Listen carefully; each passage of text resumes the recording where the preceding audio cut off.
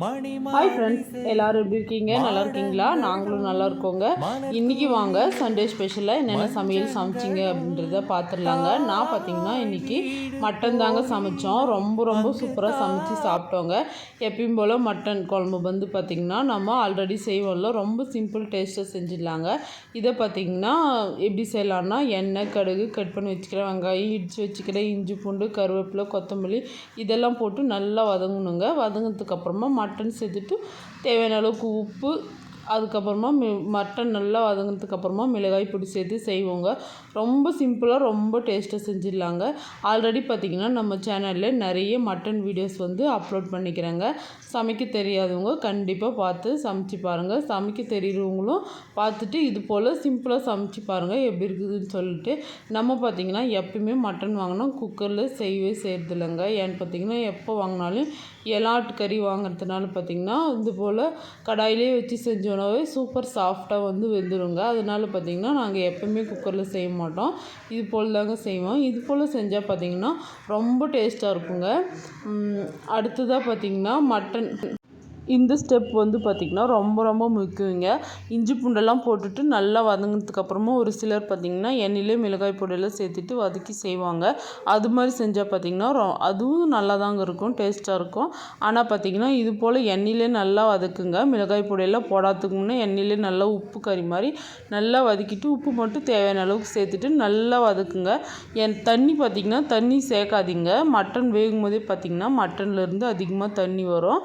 அந்த தண்ணியிலே மட்டன் நல்லா குக்காகி வரும்போது பார்த்திங்கன்னா ரொம்ப டேஸ்ட்டாக இருக்குங்க.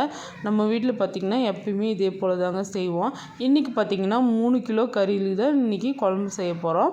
கறிக்கு தேவையான அளவுக்கு உப்பு சேர்த்தாச்சு. சேர்த்துட்டு நல்லா மிக்ஸ் பண்ணி மூடி வச்சு நல்லா வேக வச்சு எடுத்துக்கலாங்க. ரொம்ப சிம்பிளாக செஞ்சிடலாங்க.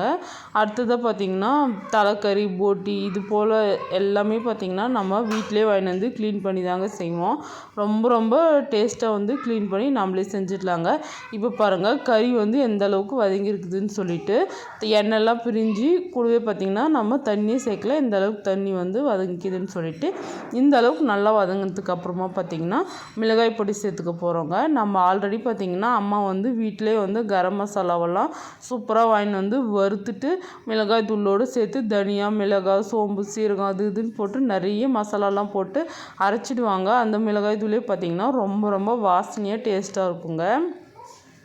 அடுத்ததாக பார்த்திங்கன்னா இன்றைக்கி கொஞ்சமாக மட்டன் மசாலா மட்டும் போட்டுக்க போகிறேன்.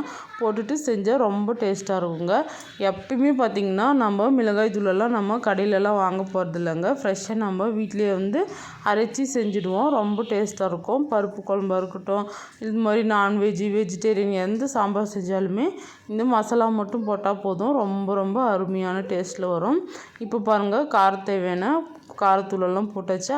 இப்போது வந்து நல்லா மிக்ஸ் பண்ணிக்கோங்க. மட்டன் பார்த்திங்கன்னா இதிலே பார்த்திங்கன்னா பாதி அளவுக்கு வந்து குக் ஆகிடும். இதுக்கப்புறம் பார்த்திங்கன்னா இந்த தண்ணியிலே நல்லா குக்காகி வரும்போது ரொம்ப டேஸ்ட்டாக இருக்குங்க. கண்டிப்பாக நீங்களும் இதே போல் சமைச்சு சாப்பிட்டு எப்படி இருந்துச்சுன்ட்டு மறக்காமல் கமெண்ட் பண்ணுங்கள். இந்த வீடியோ உங்களுக்கு பிடிச்சிருக்குன்னு நினைக்கிறேன். பிடிச்சிருந்தால் மறக்காமல் சமையல் செய் சேனலுக்கு ஒரு லைக் அண்ட் சப்ஸ்கிரைப் செய்யுங்க.